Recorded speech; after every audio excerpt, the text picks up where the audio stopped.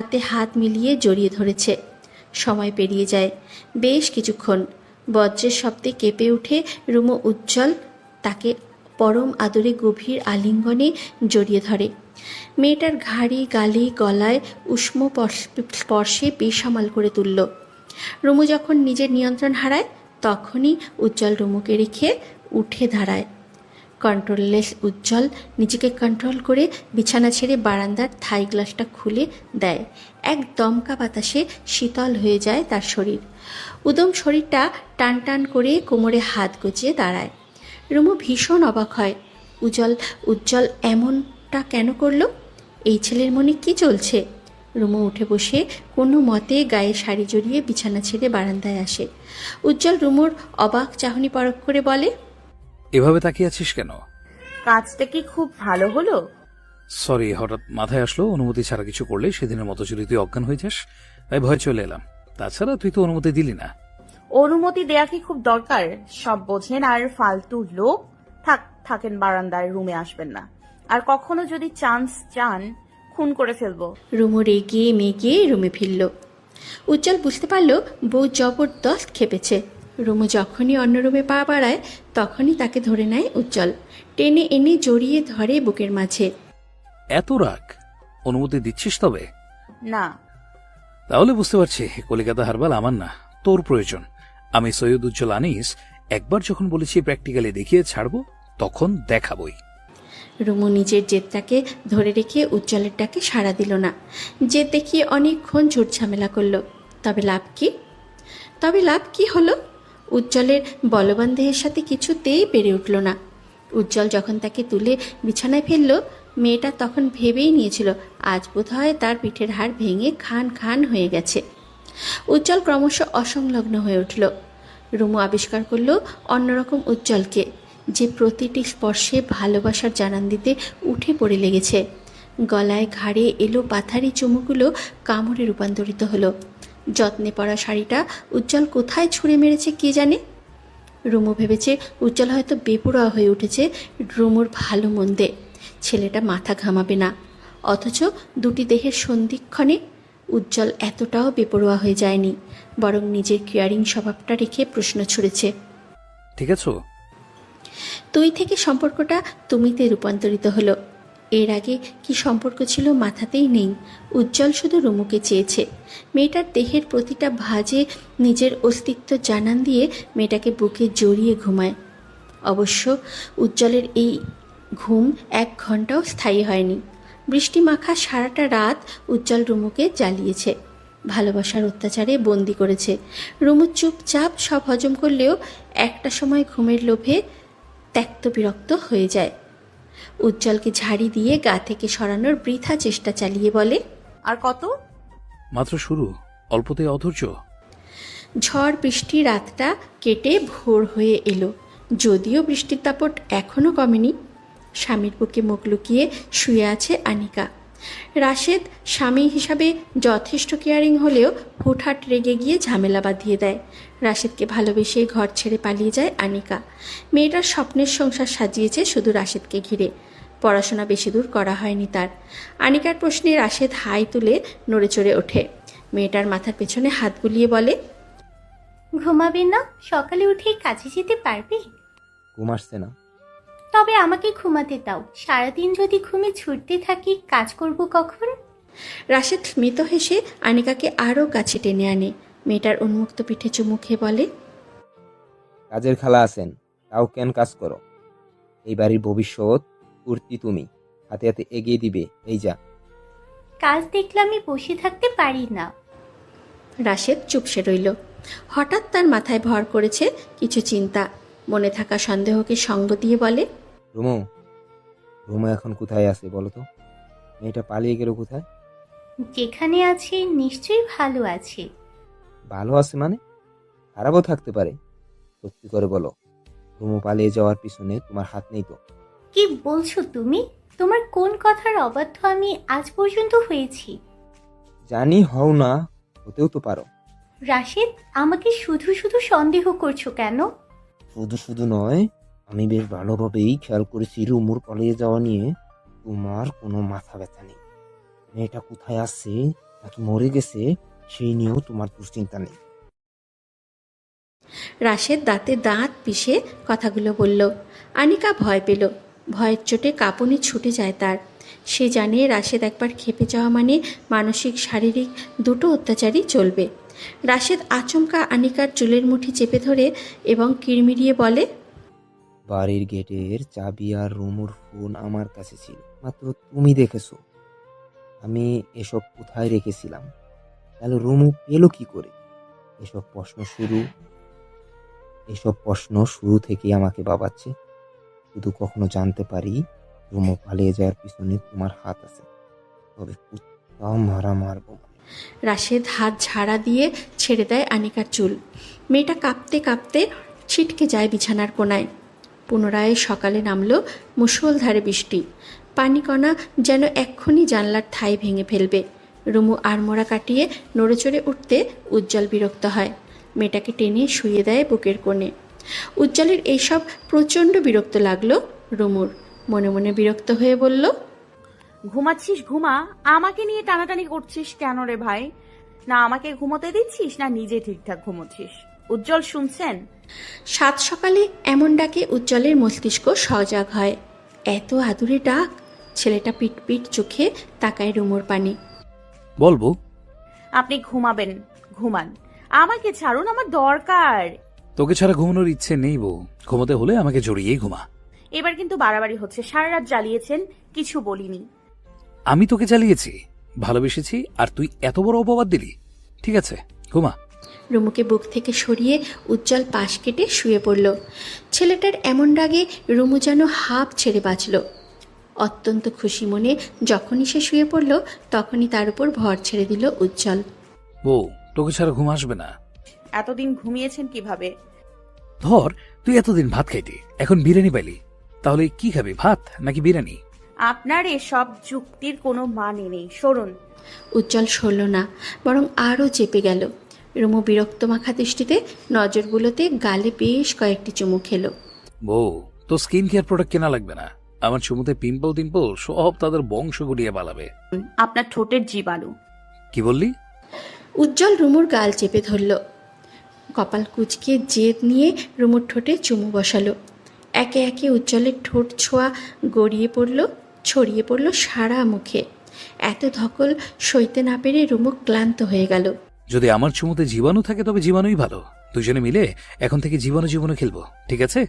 উজ্জ্বল ভাই, আপনার পায়ে ধরি, আমাকে একটু ঘুমোতে দেন। আমি যদি জানতাম আপনি এমন কেমন কন্ট্রোললেস। আমার যে কন্ট্রোল নেই তুই জানিস না? সব ব্যাপারে যে নেই তা তো জানতাম না। উজ্জ্বল উঠে দাঁড়ালো। পরনের ট্রাউজারটা টেনে টুনে সারা শরীর টান টান করে বলে, ওকে, ঘুমা, জ্বালাতন করবো না। তবে 5 মিনিট সময় দিলাম, জামা কাপড় পরে ঘুমাবি। আমি আবার কন্ট্রোল হারাতে পারি, এক্ষেত্রে নিজেকেও নিজে বিশ্বাস করি না। রুমু ঠোঁট পাকালো। গায়ে কাঁথা জড়িয়ে সেও উঠে দাঁড়ালো। ড্রয়ার থেকে জামা নিয়ে যখনই ওয়াশরুমে যাবে উজ্জ্বল চেঁচিয়ে বলে, সেই আমার বউয়ের কাছে এই জগতের নায়িকারা ফেল। উজ্জ্বল খবরদার ভয় রাখবি না। ভাই ডাকলে আবার বুঝিয়ে দেবো আগের উজ্জ্বলের সাথে তোর এখনকার উজ্জ্বলের কি সম্পর্ক। রুমু চুপসে গেল। সারাটা রাত তার উপর রোলার চলেছে। এখন কিছু বললে আবার চলবে। এই মুহূর্তে চুপ থাকাটাই বুদ্ধিমানের কাজ। রুমু আর উজ্জ্বলের একটা দিন কেটে গেল ঘুমে ঘুমে। উজ্জ্বলের ঘুম ভেঙেছে কিছুক্ষণ আগে। ছেলেটা গোসল সেরে জলদি খাবার গরম করল। গতকালকের সব খাবার ফ্রিজেই ছিল, তাদের আর খাওয়া হয়নি। রুমের টুকটাক শব্দে রুমুর ঘুমটাও ভেঙে গেল। মেয়েটার রক্তিম চোখ দেখে উজ্জ্বল কিছু আঁচ করতে পারল। নিজের দুষ্টুমি ভাবটা কমিয়ে স্বাভাবিক হয়ে বলে, যা গোসল করে আয়, ফ্রেশ লাগবে। রুমু উঠে বসল, কিন্তু আবার বসা থেকে শুয়ে পড়ল। সারা শরীরে অসহ্যকর ব্যথা ছড়িয়ে আছে। উজ্জ্বলের প্রতি ভীষণ রাগ জমল তার। ঠোঁট খিঁচে হাতের কাছে থাকা চুলের ক্লিপটা ছুঁড়ে ফেলল উজ্জ্বলের গায়ে। বেয়াদ্দব লোক, রয়ে শয়ে করা যেত না? আমি কি পালিয়ে যাচ্ছিলাম? আজব, যখন করলাম তুই আমাকে বারণ করেছিস, তখন তো। আই চুপ! রুমু চেঁচিয়ে উঠল। তা দেখে হাসল উজ্জ্বল। মেয়েটাকে পাজা কোলা করে তুলে নিয়ে গেল ওয়াশরুমে। গোসল সেরে আয়, খেয়ে দিয়ে ওষুধ খাবি, দেখবি ভালো হয়ে যাবি। যান বের হন, আবার তো বায়না ধরবেন আমার সাথে গোসল করার জন্য। দেখলি এখন আমি কিছু বলেছি? তুই আমার মাথাটা ঘুরিয়ে দিয়ে সব দোষ আমার দিকে দিয়ে দিস। এখন যখন বললি গোসল আরেকবার করাই যায়। উজ্জ্বল নিজের গায়ে থাকা টি শার্ট টেনে খুলে ফেলল। রুমু এমন পরিস্থিতিতে ধাক্কা দিয়ে উজ্জ্বলকে বের করলো। আপনার মতো কন্ট্রোললেস পুরুষ মানুষ আমি আর দেখিনি। দেখবি কি করে? যে পুরুষের যেখানে কন্ট্রোলেস হওয়া দরকার সে সেখানেই হয়, যেমনটা আমি হচ্ছি। রান্নাবান্নার কাজে মোটেও পটু নয় রুমু। ডিম ভাজা, নুডলস করা, চা বানানো, এই যা, এর বেশি কিছুই তার ধারণাতে নেই। উজ্জ্বলের আজ ভীষণ জ্বর। যে ছেলেটা সারাদিন বানরের মতন ছোটাছুটি করে সে আজ বিছানায় লেগে গেছে।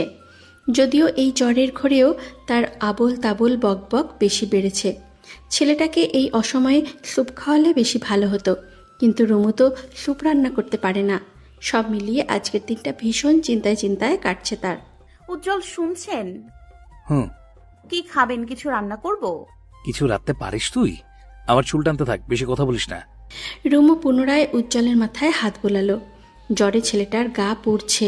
এসব দেখতে মোটেও ভালো লাগছে না তার, কিন্তু কি করবে? একা বাসায় একা হাতে সে কি করবে বুঝে উঠতে পারছে না। কিয়তক্ষণ বাদে উজ্জ্বল উঠে দাঁড়ালো। উজ্জ্বল আপনার কিছু লাগবে? উজ্জ্বল প্রত্যুত্তর করল না, বরং সারাটা রুমে কাঁথা মুড়িয়ে ঘুরপাক খেতে শুরু করলো। আপনি এমন করছেন কেন? এবারেও সে কোনো জবাব দিল না।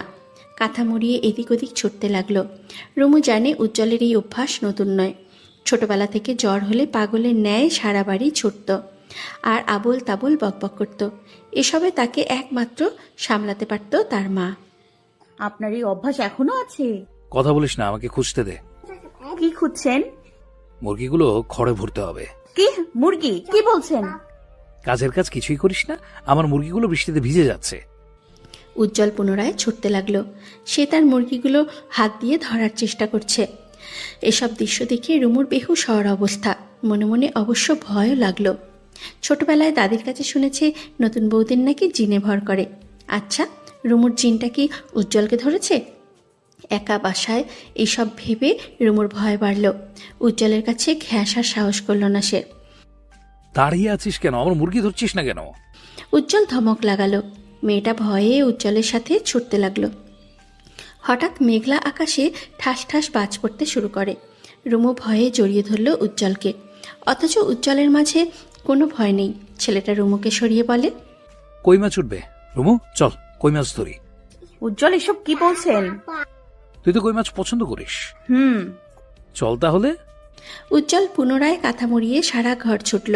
ফ্লোরে হাত দিয়ে কই মাছ ধরার চেষ্টা চালালো। রুমুর এইসব আর সহ্য হলো না। মেয়েটা ফোন করলো উর্মিকে। ভিডিও কলে উজ্জ্বলের এসব কাণ্ড দেখে উর্মি হাসতে হাসতে গড়াগড়ি যাচ্ছে। ভয় পেও না রুমু, জ্বর এলে উজ্জ্বলের এসব পাগলামো নতুন কিছু নয়। একমাত্র আম্মাই ওকে এই পরিস্থিতিতে সামলাতে পারে। এটা কেমন অভ্যাস আপা? সেই ছোটবেলায় দেখেছি, এখন দেখি বড় হয়ে একই অভ্যাস আছে। আমার আব্বার এই অভ্যাসটা উজ্জ্বল পেয়েছে। বাদ দাও, ওকে ওষুধ খাইয়ে শুয়ে থাকতে বলো। রুমু ফোন ডাকলো। উজ্জ্বলকে হাতে পায়ে ধরিয়ে বিছানায় শোয়ালো। অনেকক্ষণ যাবৎ তার মাথায় রুমু বিলি কেটে দিতে ঘুমিয়ে পড়ল। সময় কেটে যায় প্রায় 3 ঘন্টা। সন্ধে নেমেছে। ইউটিউবের সাহায্যে উজ্জ্বলের জন্য গরম স্যুপ তৈরি করেছে রুমু। উজ্জ্বল ঘুম থেকে উঠতে স্যুপ খাইয়ে রেস্ট নিতে বলল। উজ্জ্বলের পাগলামি এখন কমেছে একদম। ভদ্র ছেলের মতন চুপচাপ শুয়ে আছে সে। রুমু, হুম। টক খেতে ইচ্ছে হচ্ছে, রান্নাঘরে আচার আছে, যা নিয়ে। ঠোঁটটা কুচকে তাকিয়ে রইল রুমু। এসব কি বলছে এই ছেলেটা? আচার খাবে? রুমু কথা না বাড়িয়ে আচারের বয়াম আনল। সবচেয়ে অবাক করা ব্যাপার, উজ্জ্বল 1 সেকেন্ডও দেরি না করে রুমুর হাত থেকে বয়াম নিয়ে আচার খেতে লাগলো। আমের আটির অংশ যেভাবে চিবিয়ে খাচ্ছে, রুমুর জিভে লোল পড়ে যাচ্ছিল। রুমু, এইসব কি হচ্ছে? কোন সব? ভেবেছিলাম জ্বর হবে তোর, মেন্টালি প্রিপারেশন নিয়ে রেখেছিলাম। মোমা, এখন দেখি উল্টা আমার জ্বর হয়ে গেল। রুমু মুখে ওড়না গুজে হাসলো। আরেকটা লজিক আছে, টক আমি কেন খাচ্ছি? টক খাওয়ার কথা তো তোর। নিশ্চয় আপনার মধ্যে কোনো মহিলা জিন ভর করেছে উজ্জ্বল ভাই। কে ভাই? প্র্যাকটিক্যালি আবার বুঝাতে হবে? মানে যখনই তোর প্র্যাকটিক্যালে বোঝার ইচ্ছে জাগে তুই আমাকে ভাই রাখিস, যাতে আমি রেগে যাই। বুঝি না ভাবছিস? বাই দ্য ওয়ে, সেই মহিলা জিনটা কি তুই নয়? একদমই না। উজ্জ্বল প্রত্যুত্তর করল না, থম মেরে বসে রইল। এক বয়াম আচার শেষ করে চলে গেল বারান্দায়। বজ্রের তরুণ আকাশ যেন ভেঙে নিচে নামবে, অথচ উজ্জ্বল ঠায় দাঁড়িয়ে রইল। মাঝারি আকারে বৃষ্টিতে ভিজে গেল সে। জ্বরের মধ্যে এই ঠান্ডা বৃষ্টিতে ভিজে তার কাঁপুনি বাড়ল। এমন সাংঘাতিক কর্মকাণ্ড দেখে রুমুর ভয় বাড়ল। উজ্জ্বল ভাই এত পাগলাটে কেন? মাথায় যখন যা আসবে তাই করতে হবে? রুমু প্রচণ্ড রোমান্টিসিজমে। বিয়ের আগে কত কী ভেবে রেখেছিল, অথচ যেদিন থেকে উজ্জ্বলের সাথে তার বিয়ে হলো এরপর থেকে কোথায় পালালো রোমান্টিকতা। উজ্জ্বলের সাথে সে কিছুতেই পেরে ওঠে না। মনে হয় যেন ছেড়ে দে মা, কেঁদে বাঁচি অবস্থা। রুমু, এদিকে আয়। আমার ভয় লাগছে। লাগবে না। বললেই হলো আমার ভয় লাগছে, আপনার রুমে আসা উচিত। ভিজে যাচ্ছেন তো। বললাম তো ভয় লাগবে না। কি করে লাগবে না দেখাচ্ছি, এদিকে আয়। রুমু ছোট ছোট পা ফেলে এগিয়ে গেল।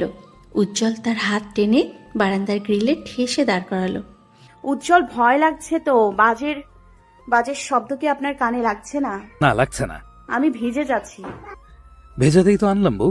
দেখবি তোর মাঝে এখন বাজ পড়ার ভয় কমে যাবে। কি করে? ওয়েট। উজ্জ্বল রুমুর চোখে চোখ রাখল। ভেজা চোখের পাতায় অন্য কিছুর ইঙ্গিত দিচ্ছে। রুমু মাথা নাড়ালো, অথচ উজ্জ্বল কি তার বারণ শুনল? মোটেও না। তিত্তির করে কাঁপতে থাকা ভেজা ঠোঁট দুটো উজ্জ্বলের আয়ত্তে চলে এলো। রুমুর দুহাত টেনে নিল তার ঘাড়ে। তৃষ্ণার্ত উজ্জ্বল এলো পাথারি চুমু খেলো। তার অবাধ্য ঠোঁট ঘাড়ে নামতে রুমু চোখ খিঁচে রইল। দুটো দেহ ভিজে একাকার, এসবে কারো হুঁশ জ্ঞান নেই। উজ্জ্বলের ছোঁয়া বেপরোয়া হতে রুমু উজ্জ্বলকে টেনে সরায়। কি হচ্ছে কি? রুমে চলুন, ঔষধ খেতে হবে। খাচ্ছি তো ওষুধ। প্রতিদিন 6 বেলা করে এই ওষুধ না খেলে বাঁচবো না রে।